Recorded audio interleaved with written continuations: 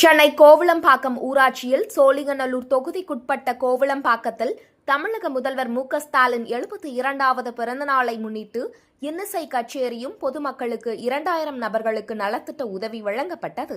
இந்த நிகழ்ச்சியை புனித தோமையர் தெற்கு ஒன்றிய கழக செயலாளர் ஜி. வெங்கடேசன் தலைமையில் மிக பிரம்மாண்டமான பொதுக்கூட்டம் நலத்திட்ட உதவி வழங்கும் விழா வெகு சிறப்பாக நடைபெற்றது. இந்த நிகழ்ச்சியை துவக்கி வைத்தனர்.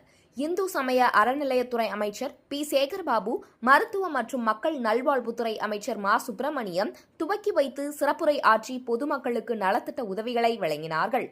விஜய் டிவி புகழ் பாடகர்கள், இசையமைப்பாளர் எஸ்.ஏ. ராஜ்குமார், பாடகி மாலதி, சின்னப்பொண்ணு, பிரபுதாஸ், அந்தோணிதாஸ் மற்றும் கலைக்குழுவினர் கலந்து கொண்டு கட்சி பாடல்கள் பாடி மகிழ்வித்தனர்.